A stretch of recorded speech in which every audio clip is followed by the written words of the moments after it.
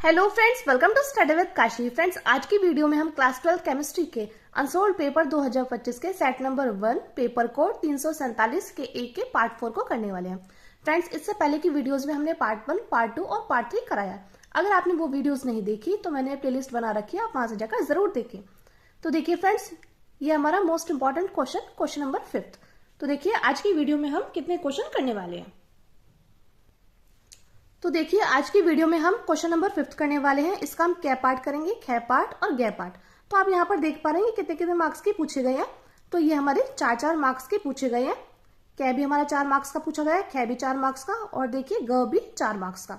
और आगे देखिए, तो यहाँ पर देखिए आप देख पा रहे हैं सेकंड नंबर क्वेश्चन, FeCN6 की 4- तथा FeH2O6 की 2+ के तनु विलयनों का रंग भिन्न है, समझाइए।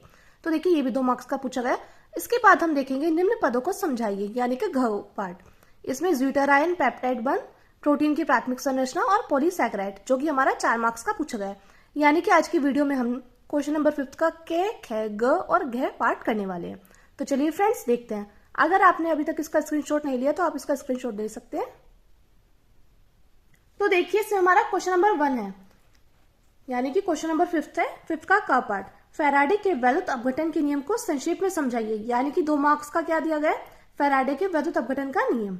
और देखिए आगे क्वेश्चन पूछा गया है, CuSO4 के विलयन को 2 एम्पेयर की धारा से 20 मिनट तक वैद्युत अपघटित किया गया, तो कैथोड पर निष्पेषित कॉपर का द्रव्यमान क्या होगा।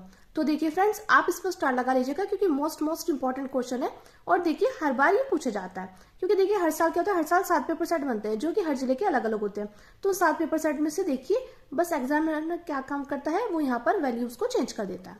तो सबसे पहले हम फैराडे के वैद्युत अपघटन के नियम को समझेंगे और यहाँ से अपने 2 नंबर पक्के करते हैं। तो देखिए बात करें फैराडे का वैद्युत अपघटन का नियम, तो फैराडे ने 2 नियम दिए थे, प्रथम नियम और द्वितीय नियम। तो सबसे पहले हम देखते हैं प्रथम नियम। तो देखिए फैराडे के प्रथम नियम के अनुसार वैद्युत अपघटन के समय इलेक्ट्रोड पर मुक्त हुई पदार्थ की मात्रा उसमें प्रवाहित आवेश की मात्रा के अनुक्रमानुपाती होती है। फिर से देखते हैं प्रथम नियम में क्या बोल रहा है। प्रथम नियम बोल रहा है कि फैराडे के प्रथम नियम के अनुसार वैद्युत अपघटन के समय इलेक्ट्रोड पर मुक्त हुई पदार्थ की मात्रा उसमें प्रवाहित आवेश की मात्रा के अनुक्रमानुपाती होता है, यानी कि डब्ल्यू अनुक्रमानुपाती किसके है, आवेश के। तो देखिए, और हम जानते हैं आवेश बराबर क्या होता है, आवेश बराबर होता है धारा इंटू समय, यानी कि Q इक्वल होता है I इंटू टी। तो हम यहाँ से क्या करेंगे, हम यहाँ से Q का मान यहाँ पर रख देंगे, तो हो जाएगा W समानुपाती IT। और देखिए ये क्या है, समानुपाती। जब इसको बराबर करेंगे तो यहाँ पर एक नियतांक आ जाएगा। तो कौन सा नियतांक आ जाएगा, इस नियतांक को बोलेंगे रासायनिक सल स्थिरांक। तो यहाँ आ जाएगा W equal to Z into IT। तो Z क्या है, Z है यहाँ पर रासायनिक सल स्थिरांक। मैं उम्मीद करती हूँ फ्रेंड्स आपको फैराडे का वैद्युत अपघटन का प्रथम नियम अच्छे समझ में आ गया होगा। चलिए अब हम देखते हैं अपने सेकंड नियम को, जिसको हम द्वितीय नियम भी बोलते हैं। तो देखिए फ्रेंड्स, ये मोस्ट इंपॉर्टेंट है और डायरेक्टली आपसे एक नंबर के क्वेश्चन में भी एग्जाम में पूछ लेता है। तो देखिए द्वितीय नियम, यदि समान वैद्युत धारा समान समय के लिए भिन्न भिन्न वैद्युत अपघटों में प्रवाहित की जाती है तो इलेक्ट्रोड पर मुक्त हुई पदार्थ की मात्रा तुल्यांक की भारों के समानुपाती होती है। फिर से देखते हैं द्वितीय नियम में क्या बोल रहा है कि यदि समान वैद्युत धारा समान समय के लिए भिन्न भिन्न वैद्युत अपघटों में प्रवाहित की जाती है तो इलेक्ट्रोड पर मुक्त हुई पदार्थ की मात्रा तुल्यांक की भारों की क्या होती है, समानुपाती होती है। यानी कि देखिए W1 समानुपाती E1 के और W2 समानुपाती है E2 के। यानी कि देखिए हम क्या कर देंगे, इसका और इसका अनुपात कर देंगे, तो W1 upon W2 is equal to आ जाएगा E1 अपॉन E2। मैं उम्मीद करती हूँ फ्रेंड्स आपको ये द्वितीय नियम भी अच्छे समझ में आ गया होगा। और अगर आपने इसका स्क्रीनशॉट नहीं लिया तो आप इसका स्क्रीनशॉट ले सकते हैं। अब देखते हैं, बात करेंगे हमारे न्यूमेरिकल को। तो देखिए न्यूमेरिकल क्या था, यहाँ पे न्यूमेरिकल है CuSO4 के विलयन को 2 एम्पेयर की धारा से 20 मिनट तक वैद्युत अपघटित किया गया, तो कैथोड पर निष्पेषित कॉपर का द्रव्यमान क्या होगा। तो देखिए फ्रेंड्स, ये क्वेश्चन डायरेक्टली 2 मार्क्स का पूछा गया है और यहाँ पे बोला गया है कैथोड। तो देखिए जब भी कैथोड आए तो आप समझ जाना कि कैथोड में क्या होगा, कैथोड में अपचयन होता है। क्या होता है, कैथोड में अपचयन हो जाता है। तो देखते हैं, और हमें यहाँ पर क्या निकालना है, हमें निकालना है कॉपर का द्रव्यमान, यानी कि W निकालना है। तो देखते हैं, सबसे पहले हम जो जो वैल्यूज हमें दी गई है हम वो लिख देंगे। सबसे पहले हम जानते हैं, यहाँ पर लिखा था कैथोड पर, तो हम यहाँ पर लिखते हैं कैथोड पर। ठीक है फ्रेंड्स, क्या दिया गया, कैथोड पर हमें जो दिया गया है ये दिया गया है CuSO4। तो हम क्या करेंगे, कैथोड में क्या हो जाता है, अपचयन हो जाता है, यानी कि हो जाएगा Cu2+। ये भी क्या है, ये जलीय विलयन में यानी कि एक्वस में। तो इसका हम अपचयन कर देंगे, यानी कि 2 इलेक्ट्रॉन के साथ अपचयन कर देंगे तो क्या बन जाएगा, ये बन जाएगा हमारा Cu, यानी कि सॉलिड फॉर्म में हो जाएगा। तो 2 इलेक्ट्रॉन के बाद कॉपर क्या हो जाएगा, सॉलिड बन जाएगा। मैं उम्मीद करती हूँ फ्रेंड्स आपको इतना अच्छे समझ में आ गया होगा, क्योंकि देखिए मैंने अभी आपको बताया कि कैथोड में क्या होता है, कैथोड में अपचयन होता है। तो इसलिए हमने कैथोड पर क्या किया, कैथोड में हमने Cu2+ का अपचयन कर दिया। तो क्या बनकर तैयार हुआ, हमारा बनकर तैयार हुआ Cu सॉलिड फॉर्म में। अब देखिए हमें यहाँ पर धारा यानी कि I कितनी दी गई है, धारा जिसको I बोलते हैं, I दी गई हमारी 2 एम्पेयर। कितनी दी गई है, धारा दी गई है हमारी 2 एम्पेयर। ठीक है, इसके बाद देखिए, इसके बाद हमें क्या दिया गया, इसके बाद हमें दिया गया समय यानी कि टाइम कितना दिया गया है, टाइम दिया गया है 20 मिनट। तो देखिए आपको इस क्वेश्चन में खासकर ये ध्यान रखना है कि हमें जो टाइम दिया गया है मिनट में, उसको हमें किस में चेंज करना है, उसको हमें चेंज करना है सेकंड में। तो देखिए हम जानते हैं 20 गुना, इसको 1 मिनट भी तो लिख सकते हैं ना। तो देखिए और जानते हैं 1 मिनट में कितने सेकंड होते हैं, तो 1 मिनट की बात करें, 1 मिनट में होते हैं 60 सेकंड। तो ये हो जाएगा 20 गुना 60 सेकंड। तो यानी कि यहाँ पर जो हमारा टाइम है वो कितना आ जाएगा, वो आ जाएगा हमारा 1200 सेकंड। उम्मीद करती हूँ फ्रेंड्स आपको इतना अच्छे समझ में आ गया होगा। अब आगे देखते हैं, अब हमें क्या निकालना है, हमें निकालना है यहाँ पर Q का मान। क्या निकालना है, Q का मान निकालना है। तो देखिए सबसे पहले हम जान लेते हैं सूत्र क्या होता है, और हमें क्या निकालना है, हमें निकालना है कॉपर का द्रव्यमान। कॉपर का द्रव्यमान निकालना है हमें, ठीक है। कॉपर का द्रव्यमान इज इक्वल टू, तो देखिए हम जानते हैं सूत्र क्या होता है, सूत्र होता है हमारा W is equal to E into IT, ठीक है, अपॉन में 96500। ये क्या होता है, ये हमारा सूत्र होता है। अब जो जो वैल्यूज हमें दी गई है हम इस सूत्र में रख देंगे, तो हमारा न्यूमेरिकल्स का आंसर निकल कर आ जाएगा। तो देखिए यहाँ पर E क्या है, E है यहाँ पर रासायनिक तुल्यांक। क्या है यहाँ पर, E है रासायनिक तुल्यांक। तो देखिए बात करें E की, हम यहाँ पर E कैसे निकालेंगे। तो देखिए हम जानते हैं E बराबर क्या होता है, E बराबर होता है धातु का परमाणु भार अपॉन धन आयनों को अपचयित करने के लिए आवश्यक इलेक्ट्रॉन की संख्या। तो देखिए E बराबर क्या होगा, E बराबर होगा धातु का परमाणु क्रमांक। तो यहाँ पर धातु क्या थी, धातु थी यहाँ पर कॉपर, धातु का परमाणु क्रमांक। और हम जानते हैं कॉपर का परमाणु क्रमांक क्या होता है, कॉपर का परमाणु क्रमांक होता है 63। अपॉन में क्या हो जाएगा, अपॉन में हो जाएगा धन आयनों को अपचयित करने के लिए आवश्यक इलेक्ट्रॉन की संख्या। धन आयनों को अपचयित करने के लिए, धन आयनों को अपचयित करने के लिए इलेक्ट्रॉन की संख्या। तो देखिए धातु का परमाणु क्रमांक हम जानते हैं, कॉपर का परमाणु क्रमांक कितना होता है, ये होता है हमारा 63, ठीक है। और धन आयनों को अपचयित करने के लिए इलेक्ट्रॉन की संख्या, यानी कि देखिए आपने यहाँ पर देखा है कितने इलेक्ट्रॉन से अपचयित हुआ है, तो ये हुआ है 2 इलेक्ट्रॉन से।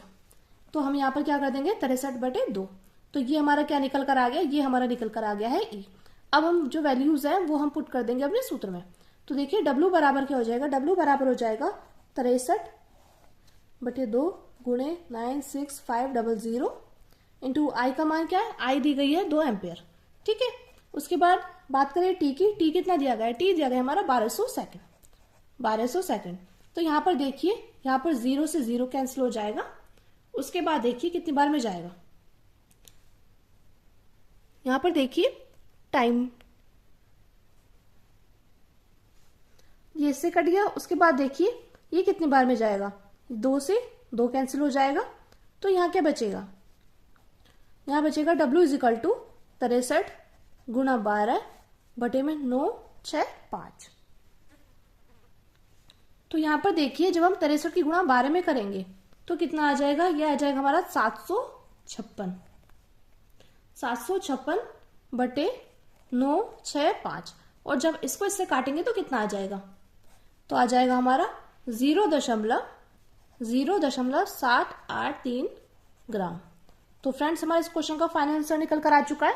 इस क्वेश्चन में हमें क्या निकालना था, इस क्वेश्चन में हमें निकालना था कैथोड पर निष्पेषित कॉपर का द्रव्यमान। तो देखिए अगर फ्रेंड्स आपको इसका स्क्रीनशॉट लेना है तो आप इसका स्क्रीनशॉट ले सकते हैं। देखिए अब चलिए देखते हैं हमारे नेक्स्ट क्वेश्चन को, जो कि है तो देखिए ख क्वेश्चन है, एक प्रथम श्रेणी की अभिक्रिया 10 मिनट में 20% पूर्ण होती है, उसके 75% पूर्ण होने में लगने वाले समय की गणना कीजिए। तो देखिए फ्रेंड्स, ये क्वेश्चन भी आपसे 4 मार्क्स का डायरेक्टली पूछ लिया गया है। तो देखिए मोस्ट इंपॉर्टेंट क्वेश्चन है। देखिए प्रथम कोटि की बात करें तो इससे न्यूमेरिकल आपसे पूछा ही जाता है। तो देखिए एक प्रथम श्रेणी की अभिक्रिया 10 मिनट में 20% पूर्ण होती है, तो उसके 75% पूर्ण होने में लगने वाले समय की गणना करनी। यानी कि हमें यहाँ पर 2 केस दिए गए हैं, एक तो ये वाली लाइन का और एक ये दूसरी लाइन का है। तो देखिए सबसे पहले हम जान लेते हैं प्रथम कोटि की अभिक्रिया के लिए वेग स्थिरांक का व्यंजक का फॉर्मूला क्या होता है। तो सबसे पहले हम यहाँ पर फॉर्मूला लिख देंगे प्रथम कोटि की अभिक्रिया के लिए वेग स्थिरांक, प्रथम कोटि की अभिक्रिया के लिए वेग स्थिरांक का फॉर्मूला क्या है। तो देखिए यह है k equal to 2.303 upon T log 10 a upon a minus x, ये हमारा फॉर्मूला है। ठीक है फ्रेंड्स, अब देखिए बात करें यहाँ पर a क्या है, a है हमारी प्रारंभिक सांद्रता, और बात करें a माइनस एक्स क्या है, a माइनस एक्स है हमारी t समय बाद सांद्रता।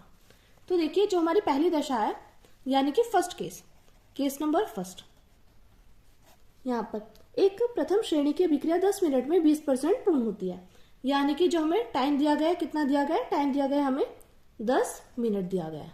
ठीक है, उसके बाद देखिए, उसके बाद हमसे बोला गया है 10 मिनट में 20% पूर्ण हो जाती है, यानी कि t समय बाद 20% पूर्ण हो जाती है। यानी कि जो हमारी प्रारंभिक सांद्रता है ना, तो वो कितनी होगी, वो होगी 100। तो प्रारंभिक सांद्रता कितनी होगी फ्रेंड्स, यानी कि a कितनी होगी, ये हो जाएगी 100। और बात करें t समय बाद सांद्रता, तो t समय बाद कितनी हो जाएगी, तो t समय बाद सांद्रता, यानी कि बात करें a माइनस एक्स की, तो ये हो जाएगा 100 में से हम कितने माइनस कर देंगे, 20 माइनस कर देंगे, तो ये आ जाएगा हमारा 80। ठीक है, अब ये जो हमारी वैल्यूज आई है ये हम अपने सूत्र में पुट कर देंगे। तो देखिए आ जाएगा k इजिकल टू 2.303 अपॉन में t, टाइम कितना है, टाइम है 10। अब देखिए log बेस 10, ये कितना आ जाएगा, ये आ जाएगा 100/80। यानी कि देखिए आप यहाँ पर देख पा रहे हैं ये किसका फॉर्मूला बनकर तैयार हो रहा है। हम जानते हैं हमारा एक फॉर्मूला होता है log m/n का, क्या होता है, log m minus log n, ये हमारा फॉर्मूला होता है। यानी कि हम इसकी जगह ये भी लिख सकते हैं, इसमें से ये हटा के, तो आ जाएगा k इजिकल टू 2.303/10, और इसको इस प्रकार लिख देंगे log 10 माइनस log 8। ठीक है फ्रेंड्स, मैं उम्मीद करती हूँ आपको न्यूमेरिकल अच्छे समझ में आ रहे होंगे। तो देखिए 2.303/10, तो log 10 की वैल्यू कितनी है, 1 है, और बात करें log 8 की वैल्यू कितनी है, ये हमारी 0.9030। तो देखिए अब देखते हैं, अब इसमें से अगर ये जाएगा तो कितना बचेगा। तो देखिए ये आएगा 2.303 इंटू 0.097/10। तो ये हमारी जो इक्वेशन हो गई वो कितनी हो गई, वो हो गई 1। अब बात करें केस नंबर 2 की, यानी कि सेकंड केस की बात करते हैं। तो सेकंड केस क्या है, सेकंड केस में बोल रहा है उसके 75% पूर्ण होने में लगने वाला समय। तो देखिए उसके 75% पूर्ण होने में लगने वाले समय की गणना करनी है। यानी कि हमें यहाँ पर किसकी गणना करनी है, हमें यहाँ पर गणना करनी है टाइम की। यानी कि टी क्या है, टी हमसे पूछा गया है। ठीक है, और ए क्या है, ए है प्रारंभिक सांद्रता, तो प्रारंभिक सांद्रता कितनी है, 100। और बात करें टी समय बाद सांद्रता, तो यानी कि ये माइनस एक्स, ये हो जाएगी 100 माइनस 75। तो ये कितने निकल कर आ गई, ये आ गई 25। तो अब ये हम अपनी वैल्यूज जो है वो सूत्र में पुट कर देते हैं। तो आ जाएगा k इजिकल टू 2.303 अपॉन में t, और देखिए log a upon a minus x, तो a ये रहा, a माइनस एक्स क्या है, 25। तो कितनी बार में जाएगा, ये जाएगा 4 बार में। ठीक है, तो यहाँ आ जाएगा k इजिकल टू 2.303 अपॉन में t, और देखिए log 4 की वैल्यू कितनी आती है, log 4 की वैल्यू आती है 0.6020। तो ये क्या हो गया, ये हो गया हमारी समीकरण नंबर 2। अब हम क्या करेंगे, हम समीकरण 1 और 2 की तुलना कर देंगे। तो देखिए क्या हो जाएगा, तो यहाँ पे देखिए हम यहाँ पे लिखेंगे भी समीकरण 1 व 2 से समीकरण 1 व 2 से। तो देखिए समीकरण 1 क्या आती है, समीकरण 1 थी 2.303 गुणा 0.097 और बटे में क्या था, बटे में था 10 बराबर 2.303 गुणा 0.6020 बटे में t। तो देखिए इससे ये क्या हो जाएगा, इससे कैंसिल हो जाएगा। तो देखिए t को हम यहाँ पे ले आएंगे तो t बराबर क्या हो जाएगा 0.60 गुणे 20 और ये 10 इसके साथ चला जाएगा, बटे में ये नीचे आ जाएगा तो 0.097। अब हम देखिए इसको इससे काटने का प्रयास करेंगे।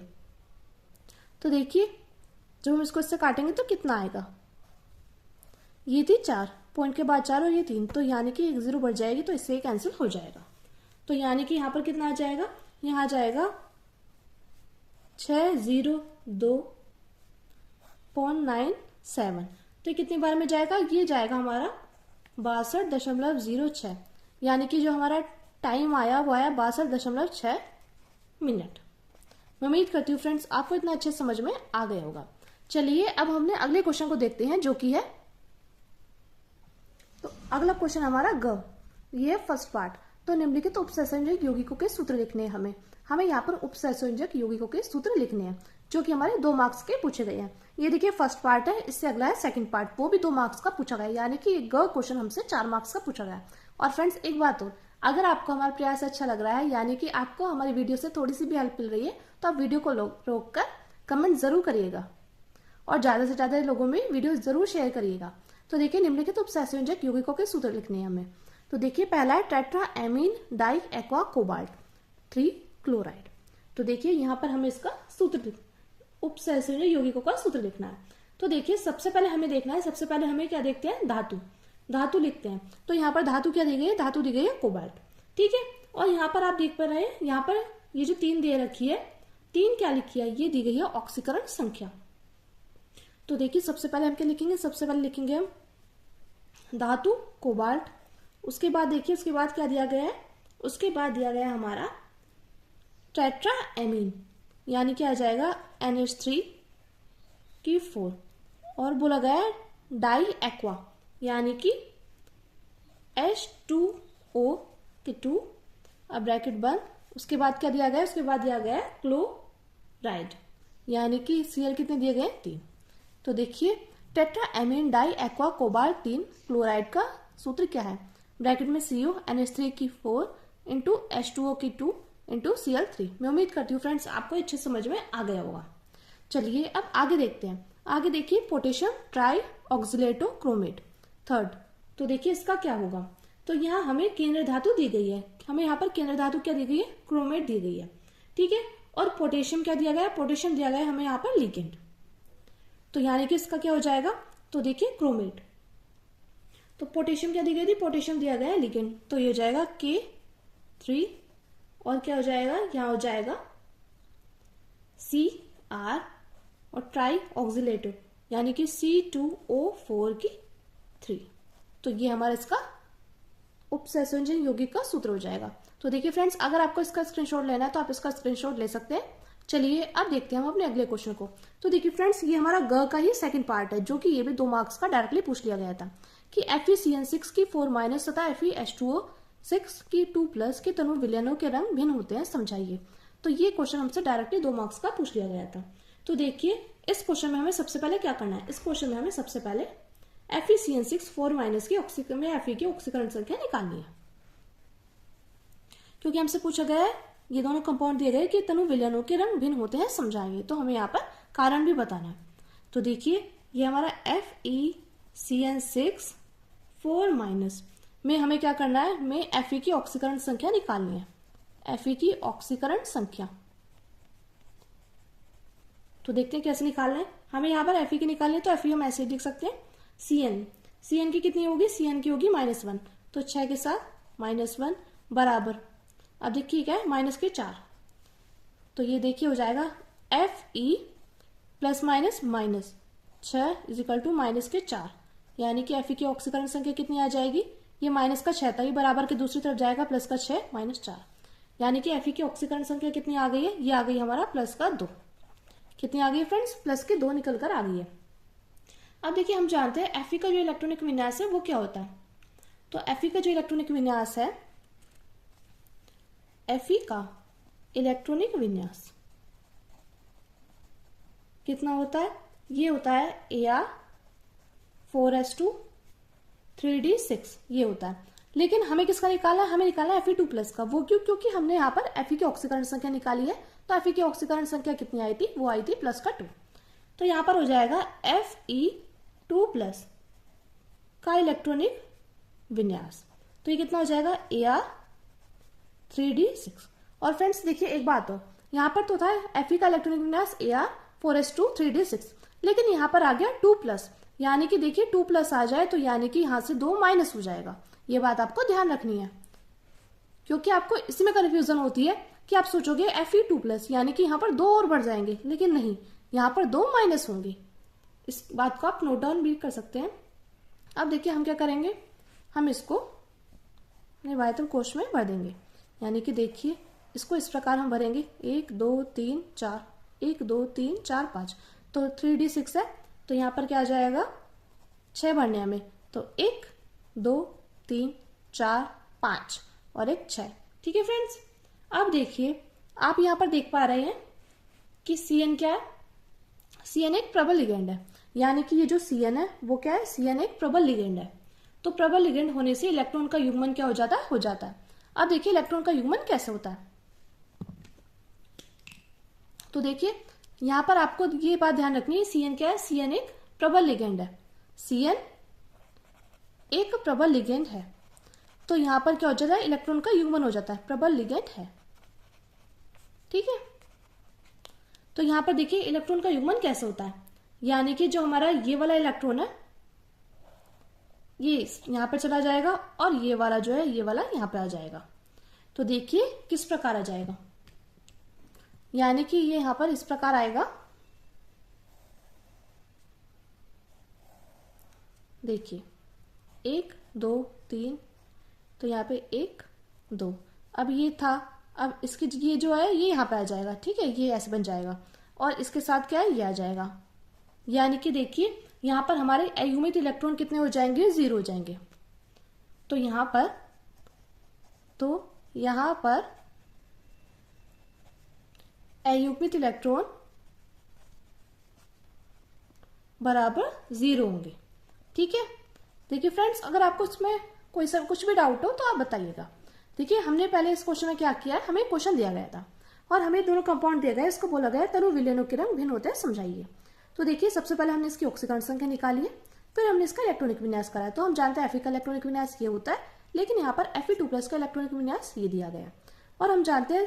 तो देखिए हमने इसको अपने बाह्यतम इलेक्ट्रॉन में भरा है, यानी कि हमने इसमें भी भरा है इस प्रकार। तो हम जानते हैं Cn क्या होता है? Cn एक प्रबल लिगेंड है। तो देखिए अगर ये प्रबल लिगेंड है तो यहाँ पर क्या हो जाता है? यहाँ पर युग्मन हो जाता है, यहाँ पर युग्मन हो जाता है। तो युग्मन किस प्रकार होता है? यानी कि कंपाउंड ये इसके साथ चला जाएगा, ये इसके साथ, तो यहाँ पर जो अयुग्मित इलेक्ट्रॉन होंगे वो क्या कितने होंगे?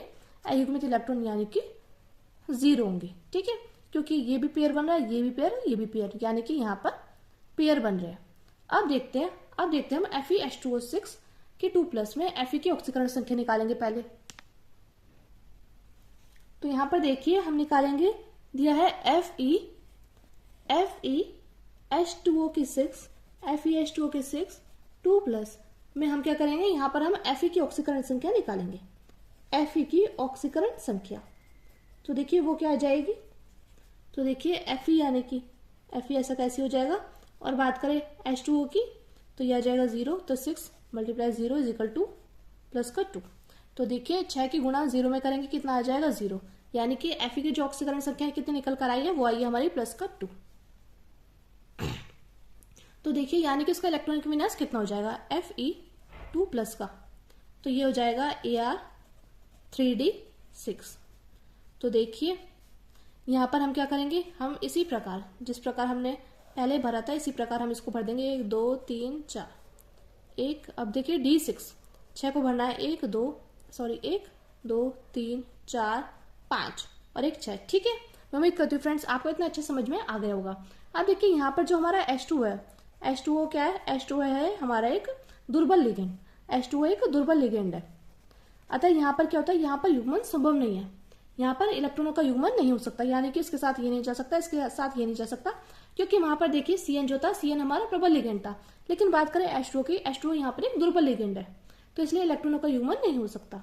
तो यहाँ पर बात करें अयुग्मित इलेक्ट्रॉन कितने हैं, अयुग्मित इलेक्ट्रॉन है हमारे 4, अयुग्मित इलेक्ट्रॉन कितने हैं, 4 है। तो कारण क्या है, कारण यही है, कारण।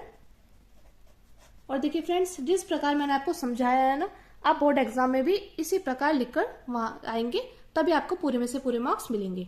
कभी आप सोचो कि ये मैंने सिर्फ आपको समझाने के लिए बताया, तो नहीं, ये आपका आंसर ही चल रहा है। तो देखिए कारण, कारण क्या है कि दोनों में अयुग्मित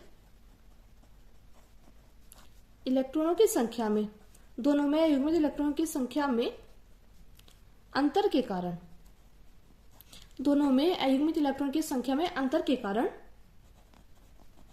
कारण तनु विलयन में भिन्न भिन्न रंग के होते हैं, तनु विलयन में विभिन्न रंग के होते हैं, में विभिन्न रंग के होते हैं। तो फ्रेंड्स, ये था हमारा क्वेश्चन, जो कि 2 मार्क्स का पूछा गया था और 2 मार्क्स का से ऊपर वाला क्वेश्चन पूछा गया था, यानी कि ग पार्ट हमारा 4 मार्क्स का पूछा गया था। अब देखते हैं घ पार्ट को, जिसमें हमसे पूछा गया निम्न पदों को समझाइए, जिसमें हमसे टिप्पणी पूछी गई है ज्विटर आयन की, पेप्टाइड बंध की, प्रोटीन की प्राथमिक संरचना की और पॉलीसैकेराइड्स की। तो देखिए, जो कि हमसे 4 मार्क्स का डायरेक्टली पूछा गया है। तो देखिए, पहला पूछा गया था ज्विटर आयन। तो देखिए, ज्विटर आयन क्या होता है, एमिनो अम्लों में एक कार्बोक्सिल समूह, अम्लीय तथा एक एमिन समूह क्षारीय समान अणु में पाए जाते हैं। फिर से देखिए, जो एमिनो अम्लों में एक कार्बोक्सिलिक समूह है वो अम्लीय और एक एमिन समूह क्षारीय समान अणु में पाए जाते हैं। तो जलीय विलयन में COOH समूह एक H खोता है तथा NH2 समूह इसे स्वीकार करता है। इस प्रकार ज्विटर आयन का निर्माण होता है। फिर से देख लेते हैं फ्रेंड्स कि एमिनो अम्लों में एक कार्बोक्सिल समूह अम्लीय माध्यम में और एक एमिन समूह क्षारीय माध्यम में समान अणु में पाए जाते हैं, यानी कि एक कार्बोक्सिल समूह अम्लीय माध्यम में और एक एमिन समूह क्षारीय माध्यम में समान अणु में पाए जाते हैं। और जलीय विलयन में COOH समूह एक H खो देता है तथा NH2 समूह क्या करता है, इसे स्वीकार करता है। इस प्रकार ज्विटर आयन का निर्माण होता है। जैसे एग्जाम्पल के माध्यम से समझिएगा, यहाँ पर देखिए एग्जाम्पल। तो देखिए, इसका एग्जाम्पल है NH2 CH COOH, ठीक है। अब इसमें NH2 क्या है, ये है हमारा एमिनो अम्ल, NH2 है यहाँ पर एमिनो अम्ल, ठीक है। और यहाँ पर एक R जोड़ देते हैं जो कि है एल्किल, ये एल्किल है, ठीक है। अब ये जो NH2 है ये क्या है, ये है हमारा क्षारीय माध्यम में, ये क्षारीय माध्यम है। और COOH क्या है, ये है हमारा अम्लीय माध्यम में। तो ये क्या काम करेगा, ये यहां से अम्लीय माध्यम जलीय विलयन में COOH का समूह है वो क्या कर देता है, एक H खो देता है, यानी कि एक H खोता है और NH2 समूह क्या कर लेता है, इसको स्वीकार कर लेता है। यानी कि यहां से क्या है, यहां से ये जो H है, ये H यहां पर चला जाएगा। तो ये क्या बनकर आ जाएगा, ये बनकर आ जाएगा NH3 CH COO। तो ये क्या हो जाएगा, ये प्लस हो जाएगा और ये COO क्या हो जाएगा, माइनस हो जाएगा। तो फ्रेंड्स, यही हमारा क्या है, यही हमारा ज्विटर आयन है। क्योंकि देखिए COOH में COO माइनस ये होंगे और प्लस H प्लस होंगे। तो देखिए, मैं उम्मीद करती हूँ आपको अच्छे समझ में आया होगा। तो देखिए, ज्विटर आयन क्या था कि एमिनो अम्लों में एक कार्बोक्सिल समूह अम्लीय तथा एक एमिनो समूह क्षारीय समान अणु में पाए जाते हैं। तो जलीय विलयन में COOH समूह एक H खोता है तथा NH2 समूह इसे स्वीकार करता है। इस प्रकार के आयन को ज्विटर आयन कहते हैं। जैसे आप यहाँ पर देख पा रहे हैं NH2 CH COOH और हमने यहाँ पर R एल्किल जोड़ दिया और NH2 क्या है, एमिनो अम्ल है और NH2 यहाँ पर क्षारीय माध्यम है और ये क्या है, ये हमारा अम्लीय माध्यम है। तो देखिए, ये क्या करेगा, ये जलीय विलयन में COOH समूह एक H क्या कर देगा, खो देगा, लेकिन NH2 समूह क्या कर लेगा, इसको स्वीकार कर लेगा। तो ये हो जाएगा NH3 plus CH COO minus. तो ये हमारा ज्विटर आयन है। मैं उम्मीद करती हूँ फ्रेंड्स आपको अच्छे समझ में आ गया होगा। चलिए अब हम आगे बढ़ते हैं। तो ये देखिए, ये हमारा पेप्टाइड बंध, पेप्टाइड आबंध बोल सकते हैं, पेप्टाइड बंध। तो देखिए, पेप्टाइड आबंध COOH समूह तथा NH2 समूह के मध्य बना एक आबंध होता है। फिर से देखते हैं पेप्टाइड आबंध क्या होता है। पेप्टाइड आबंध COOH समूह तथा NH2 समूह के मध्य बना एक आबंध होता है। ठीक है, दो एक जैसी अथवा भिन्न भिन्न एमिनो अम्ल के अणु के मध्य अभिक्रिया एक अणु के एमिनो समूह तथा दूसरे अणु के कार्बोक्सिलिक समूह के मध्य से संयोग से होती है, जिसके फलस्वरूप एक जल का अणु मुक्त होता है तथा पेप्टाइड आबंध यानी कि CONH बनता है। तो देखिए, आपको ये बात ध्यान रखनी है कि पेप्टाइड आबंध क्या होता है, CONH। और देखिए यहाँ पर बोला गया है दो एक जैसे अथवा भिन्न भिन्न एमिनो अम्ल, यानी कि दो एक जैसे एमिनो अम्ल हो सकते हैं या दोनों भिन्न हो सकते हैं, कि अणु के मध्य अभिक्रिया एक अणु के एमिनो समूह तथा दूसरे अणु के कार्बोक्सिल समूह के मध्य से संयोग से होती है, जिसके फलस्वरूप एक जल का अणु क्या हो जाता है, मुक्त हो जाता है। इसको हम पेप्टाइड आबंध कहते हैं। फ्रेंड्स, आप इसका स्क्रीनशॉट ले लीजिएगा। अब देखिए, हम इसको एग्जाम्पल के माध्यम से समझते हैं। यहाँ पर देखिए, यहाँ पर हम क्या करेंगे, यहाँ पर हम दो अलग अलग एमिनो अम्ल ले लेंगे। तो पहला लेंगे NH2 CH2 COOH। तो इसका नाम क्या है, इसका नाम है ग्लाइसिन, इसका नाम है ग्लाइसिन। ठीक है, NH2 CH2 COOH। और हमने दूसरा ले लिया यहाँ पर एमिनो अम्ल NH2 CH CH3 COOH। ठीक है, इसका नाम है एलेनीन। ठीक है, अब देखिए यहाँ पर हम क्या कराएंगे, यहाँ पर हमने दो भिन्न भिन्न एमिनो अम्ल ले लिए, इनके मध्य हम अभिक्रिया करके एक एमिनो अम्ल तथा दूसरे अणु के कार्बोक्सिल समूह के मध्य संयोग से होगी। और इसका जब हम जल का अणु मुक्त करेंगे, यानी कि हम यहाँ से जल का अणु मुक्त कर देंगे, यहाँ से ये H2O को निकाल देंगे, तो हमारा क्या बनेगा। और H2O किस में से निकालेंगे, एक तो कार्बोक्सिल समूह में से, एक एमिनो समूह में से, यानी कि H2 ये निकाल देंगे और O ये निकाल देंगे। तो देखिए क्या निकल कर आ जाएगा, तो ये हमारा बनकर आ जाएगा NH2 CH2 CO।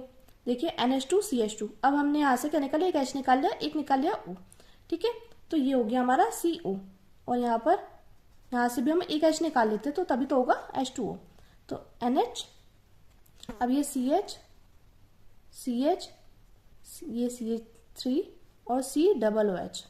तो ये हमारा बनकर तैयार हुआ क्या, CONH। ये जो अब हमारा बंध बनकर तैयार हुआ है, इसको हम पेप्टाइड आबंध बोलते हैं। और देखिए, बात करें इसके नाम की, इसका नाम क्या है, इस पूरे कंपाउंड का नाम है ग्लाइसिल एलेनीन। क्या है, ग्लाइसिल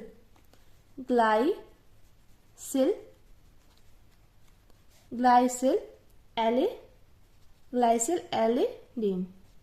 उम्मीद करती हूँ फ्रेंड्स आपको अच्छे समझ में आ गया होगा, क्योंकि देखिए पेप्टाइड आबंध क्या था, CONH। तो हमने यहाँ पर क्या किया था, हमने यहाँ पर दो एक जैसे या भिन्न भिन्न एमिनो अम्ल के अणु ले लिए, इनकी हमने आपस में क्रिया कराई। तो एक अणु एमिनो अम्ल का और एक कार्बोक्सिल समूह के मध्य संयोग से होगी अभिक्रिया, और जिसके फलस्वरूप एक जल का अणु हम यहाँ पर क्या कर देंगे, मुक्त कर देंगे। तब यहाँ पर पेप्टाइड आबंध यानी कि CONH बनकर तैयार हो जाएगा। अब देखिए, हमारा अगला है प्रोटीन की प्राथमिक संरचना। तो देखिए, प्रोटीन की प्राथमिक संरचना में क्या होता है, तो प्रोटीन की प्रत्येक पॉलीपेप्टाइड श्रृंखला में एमिनो अम्ल विशिष्ट क्रम में जुड़े होते हैं। क्या होते हैं, प्रोटीन की प्रत्येक पॉलीपेप्टाइड श्रृंखला में एमिनो अम्ल विशिष्ट क्रम में जुड़े होते हैं। एमिनो अम्ल के इसी विशिष्ट क्रम को प्रोटीन की प्राथमिक संरचना कहते हैं, जैसे कि हीमोग्लोबिन। फिर से देख लेते हैं, प्रोटीन की प्रत्येक पॉलीपेप्टाइड श्रृंखला में एमिनो अम्ल विशिष्ट क्रम में जुड़े रहेंगे। क्या जुड़े रहेंगे, ये विशिष्ट क्रम में जुड़े रहेंगे। और एमिनो अम्ल के इसी विशिष्ट क्रम में को प्रोटीन की प्राथमिक संरचना कहते हैं। यानी कि आप यहाँ पर देख पा रहे हैं, ये क्या है, पॉलीपेप्टाइड श्रृंखला है, ए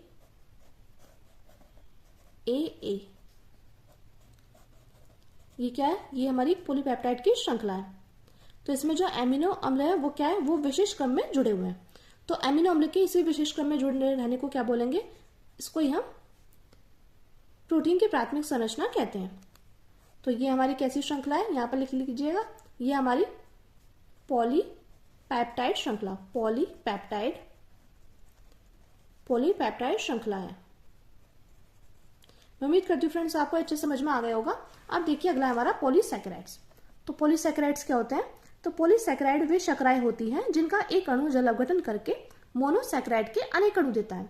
तो पॉलीसैकेराइड क्या होता है, पॉलीसैकेराइड वे शर्कराएं होती है जिनका एक अणु जल अपघटन करके मोनोसैकेराइड के अनेक अणु देता है।